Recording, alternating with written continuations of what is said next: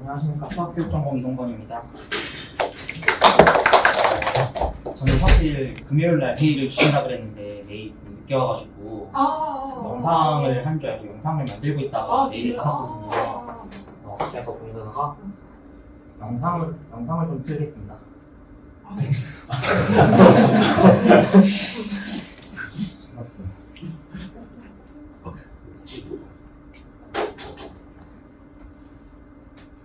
진짜요? 안녕하세요. 오늘 발표를 진행할 이동건이라고 합니다. 제가 이번에 발표할 주제는 확률과 통계 수업 진행 시 수학 소프트웨어 사용 유무에 따른 학습 만족. 선생님, 발표 그따구로 할 거예요? 네. 그냥 발표 그따구로 할 거면 그냥 제가 할게요. 제가 할게요. 안녕하십니까. 수학교육 이동건이라고 합니다. 제 주제는 확률과 통계 수업 진행 시 수학 소프트웨어 사용 유무에 따른 학 만족도 그리고 수학 흥미도 비교를 하려고 합니다. 그 중에서 R을 중심으로 진행을 해보려고 합니다. 일단 연구 주제 선택 이유는 크게 두 가지로 나눠봤는데요. 사회적 배경으로는 이렇게 있습니다만 사실 별로 중요하지 않습니다. 저한테는 개인적인 배경이 조금 더 중요했습니다. 근데 오늘 저 혼자 발표하긴 심심해가지고 발표를 도와줄 보스를 하나 불렀는데요. 홍미봇? 왜 작동을 안 해?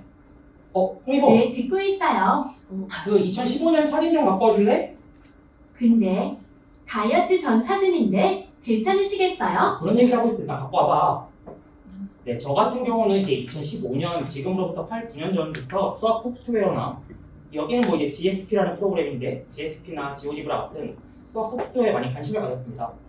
2015년이면 개정 교육 과정이 막 공개됐을 때인데 이를 관련해서 뭐 블로그나 이런 곳에다가 정리를 했고 방금 보신 것처럼 오래전부터 특히 기아를 중심으로 소프트웨어에 많이 관심을 가졌습니다.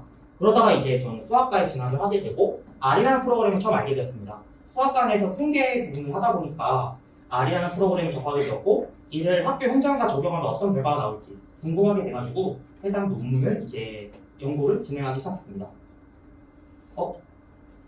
영상이 왜 그러지? 잠깐만. 뭐 그럼 어쩔 수 없죠. PPT로 넘어가자. 네, 이제 이론적 배경입니다. 일단은 수학 교육에서 소프트웨어라는 거에 저는 중점을 생각을 했습니다. 실제로 뭐 미국의 NCTM에서는 1990년대부터 학생들이 문제를 해결하고 탐구하기 위해서는 컴퓨터 하나를 도구로 사용해야 된다라고 주장을 했고 프로이덴탈 역시 계산기와 컴퓨터를 어떻게 이용하는 것을 바로 핵심으로 두었습니다. 그 외에도 국내에서 김남희와 박경미의 책을 보면은 수학의 다양성의 원리를 구현하고 발견의 과정을 제공한다. 이런 긍정적인 이유도 있는 반면 황혜정 외 논문에서는 소프트웨어를 통해가지고 왜곡된 가능성이 존재하나 교육의 한계가 존재하니까 주의해야 된다라는 것도 같이 언급을 했습니다. 일단 R에 대해서 많은 분들이 모르시는 것 같아서 R을 간단하게 소개해드리면은 여러분들이 흔히 알고 있는 C나 파이썬, 자바 같은 코딩 프로그램인데 약간 통계에 특화되어 있는 프로그램이라고 보시면 됩니다. 예를 들면은 뭐 이렇게 샘플 1부터 6까지 100을 해라.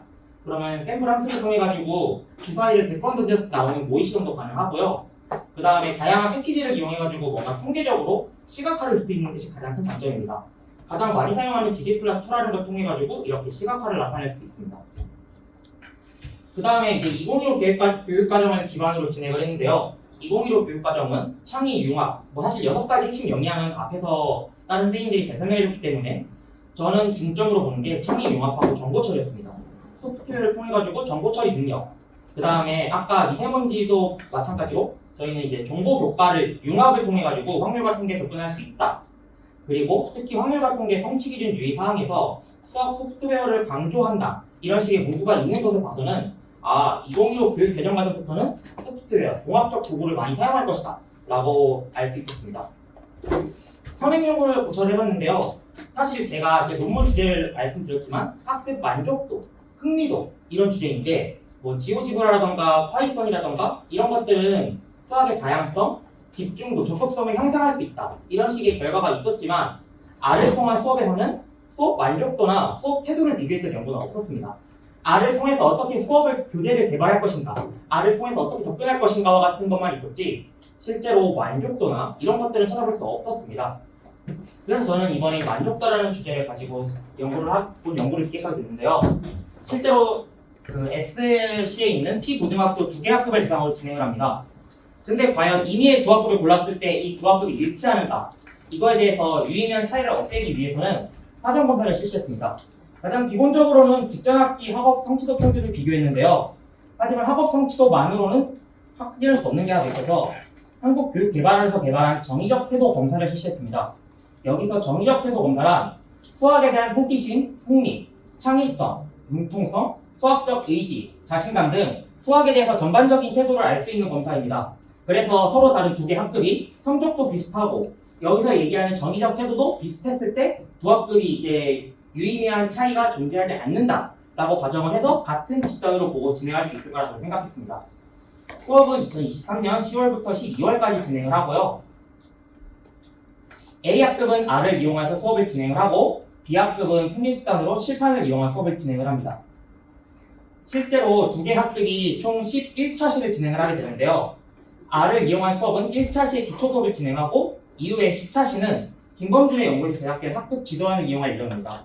실제로 지도안을 만드는 것보다는 해당 연구에서는 지도안을 만들고 한 20명 가까이의 교사들한테 피드백을 받아가지고 최종적으로 만들어진 지도안이기 때문에 이런 검증된 지도안을 쓰는 것이 조금 더 낫다고 판단을 했습니다. 그 다음에 실제로 수업을 진행한 다음에는 이제 여기서 문제.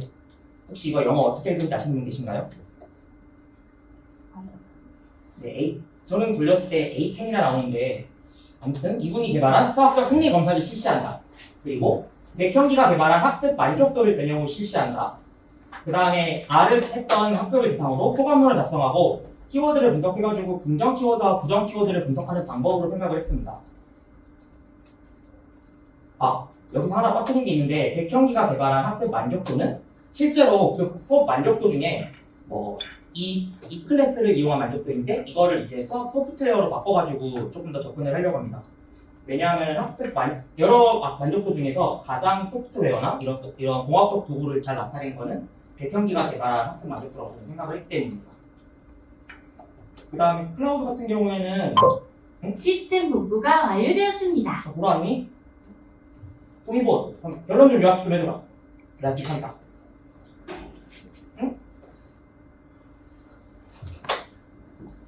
해당 연구는 2023년 10월부터 12월까지 진행할 예정입니다.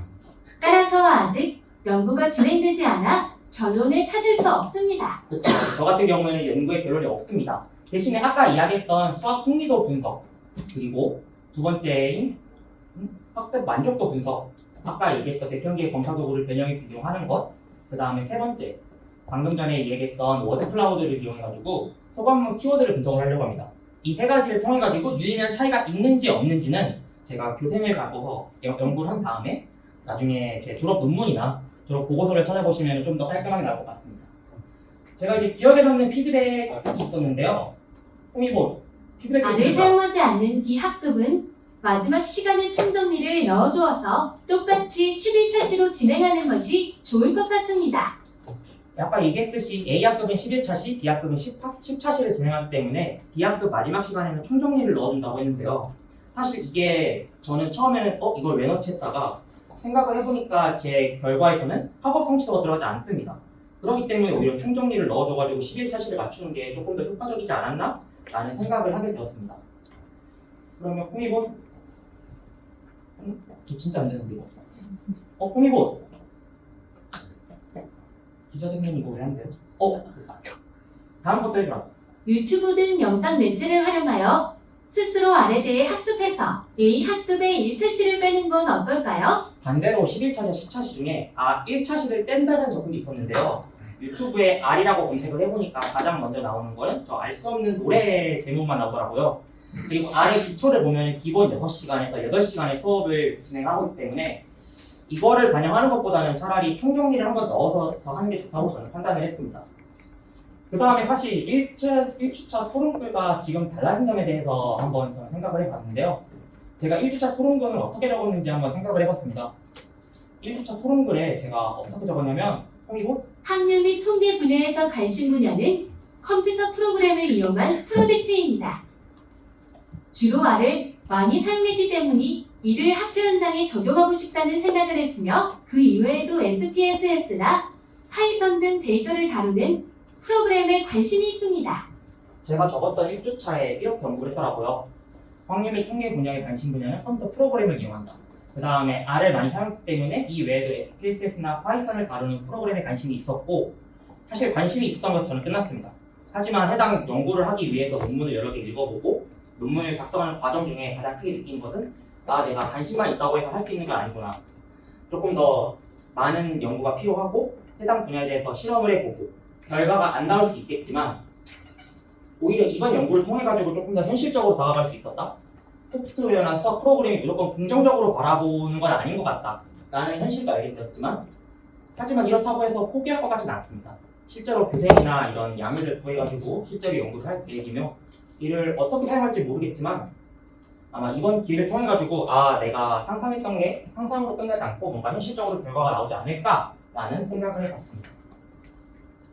호미고 수고했어. 들어가. 네, 알겠습니다. 실제로 영상을 만들려다가 이렇게 하게 돼서 진행을 했습니다. 감사합니다. 제가 던진 질의응답이나 왜 저 사람은 저렇게 했나와 같은 호기심 질문들이 있으면 다 해주시면 감사하겠습니다.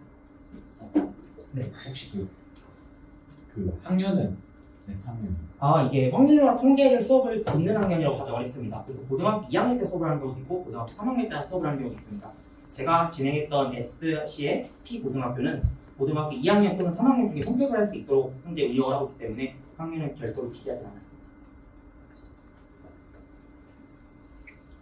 네, 질문이 없는 부분이 여러분들이 충격을 먹어가지고 때리고 있는 것 같은데 그래서 마무리하도록 하겠습니다. 감사합니다.